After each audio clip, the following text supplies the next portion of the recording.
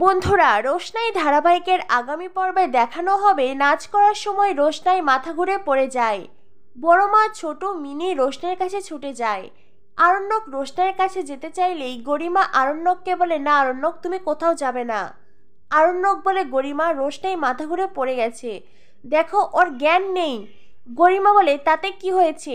এখন যদি তুমি রোশনাইয়ের কাছে যাও তো এইটা প্রমাণ হয়ে যাবে রোশনাই তোমার বিরুদ্ধে যেই সকল অভিযোগ এনেছে সবটা সত্যি। তুমি কি সেটা চাও? আর তাছাড়াও আরণ্যক, তুমি বা আমরা কেউই তো রোশনাইকে নাচ করতে বলিনি।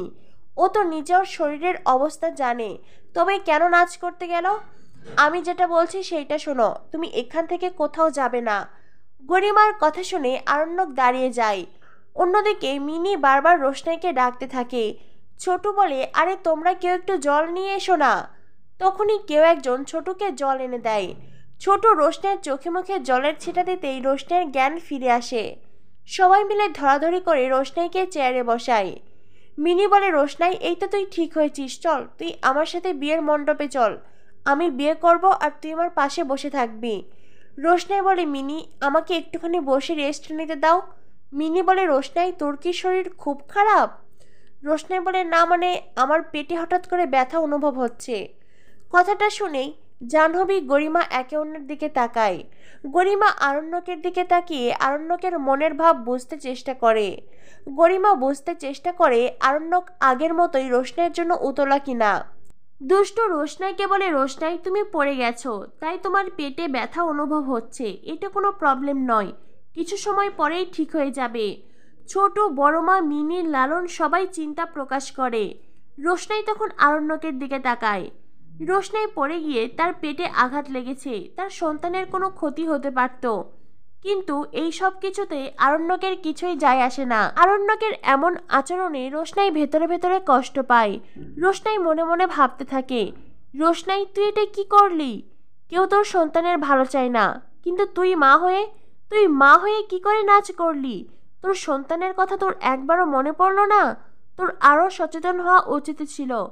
হে শিব শম্ভু, তুমি আমার সন্তানকে ভালো রেখো। আমি তাকে সযত্নে পৃথিবীতে আনতে চাই, তাকে ভালোবাসায় মুড়িয়ে রাখতে চাই।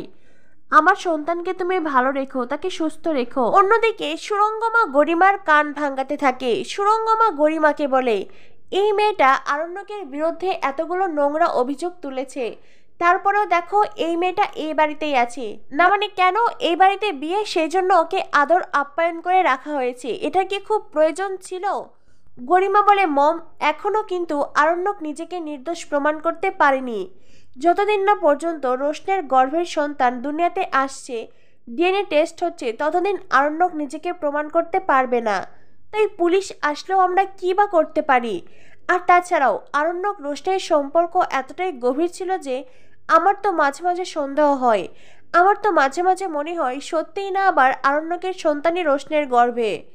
সুরঙ্গমা বলে, গরিমা, তুমি এটা কি বলছো? তুমি যখন মুম্বাই শহরে গিয়েছিলে তুমি দেখোনি আদিত্য কাপুরের সাথে এই মেয়েটা ঠিক কতটা ঘনিষ্ঠ ছিল? তুমি সবকিছু দেখে কি করে এই কথাগুলো বলছো?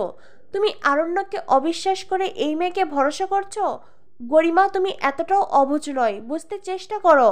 তুমি মুম্বাই রিয়েলিটি শোয়ে এই মেয়েকে হারিয়েছো, ও সেটার বদলা নিতে এসেছে। ও এতদিন তোমার জীবনকে বরবাদ করেছে, আর এইবার ও তোমার জীবনের সব সুখ শান্তি কেড়ে নিতে এসেছে। তাই এই মেয়েটাকে নিয়ে কোনো দুশ্চিন্তা করো না, একে তো আজ নয়তো কাল এই বাড়ি থেকে যেতেই হবে। গরিমা তার মায়ের কথায় খানিকটা চিন্তায় পড়ে যায়। অন্যদিকে আরণ্যক, ছোটু আরও কয়েকজন মিলে মিনিকে পিড়ি করে মণ্ডপে নিয়ে আসে। আজ মিনি লালনের জীবনের বিশেষ দিন, পরিবারের সবাই খুশি, তবে কেউ কেউ সত্যিকারের খুশি আর কেউ কেউ খুশি হওয়ার অভিনয় করছে।